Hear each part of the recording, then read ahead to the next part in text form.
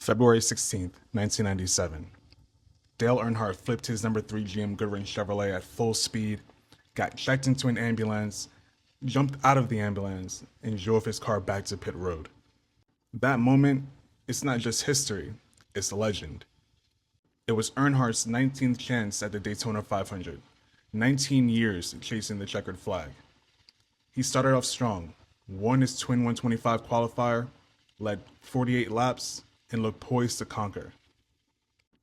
But with 12 laps to go, a move in a 6-car pack sent him flipping. His roof was on fire for a second. Chaos. The crowd held his breath. He climbed out, rode in the ambulance, and then paused. He noticed the tires were still on, waved off the wrecker, jumped back in, fired the car up, and drove that wrecked Chevy back to pit road. 5 laps down, finishing 31st. That's grit, that's heart, that's Dale Earnhardt. Meanwhile, at the front, something else was happening. Jeff Gordon, just 25 years old, was rolling. He took the win, his first Daytona 500 win, leading Hendrick Motorsports to a historic 1-2-3 finish with Terry Labonte and Ricky Craven behind him. Gordon became the youngest winner of the race at the time, a record that wouldn't be broken until 2011. But here's the truth. Races aren't remembered for the stats. They're remembered for the moments like that flip, that comeback, and that drive. And sometimes, the worst crash of your life happens right before your biggest breakthrough. I feel more than confident in saying that this car has to make up for the last few in terms of race detail, race damage, and all of that. When this car was produced by Action Racing Performance, they made an entirely new mold for this car. As you can see, it looks nothing like any diecast you've ever seen before. They had to make an entirely new mold for this car to recreate all that damage, the spoiler down, the big chunk missing from the right front, that roof flaps sticking out. It's truly the first diecast of its kind, and I don't think we haven't seen anything like this ever again since. Funny story with this car.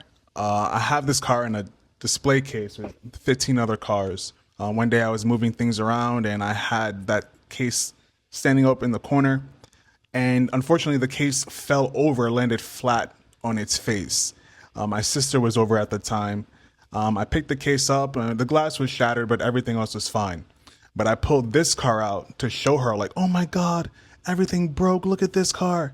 I showed her this specific car, thinking that this car was damaged from that fall, and she was mortified. Oh my God, it was so funny. Now let's take a closer look at the front. As you can see, the hood is bent, bowed in, the right front is missing, scraped up. All in the front is all beat up. You can see the engine detail even under the right side, all crumpled and crinkled. That big scrape along the 3 on the left side, all scraped up, all up and down the left side. You see the roof flaps are up. They're kind of stuck that way. They don't go up or down. Down the back, the rear spoiler is parallel to the ground. You see the roll cage sticking out on the right side, and just really beat up from when they really taped the rear deck lid back down. Along the left side, you can see the rear is bent up a lot. A bunch of scraping along the right side. And again, that right front is completely missing. Now, this is the first Elite that I'm going to show, and there's going to be Elites going forward for quite a while. Standard finish, they made 10,000 of these bad boys, which I'm not surprised. Like I said, a new mold, completely new mold.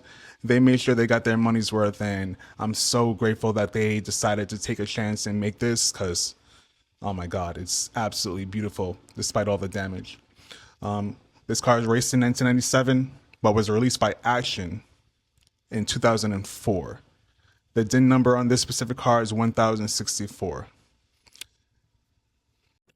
As always, I appreciate you guys' support. We're very excited to show you the next one. Have a great day and happy 4th.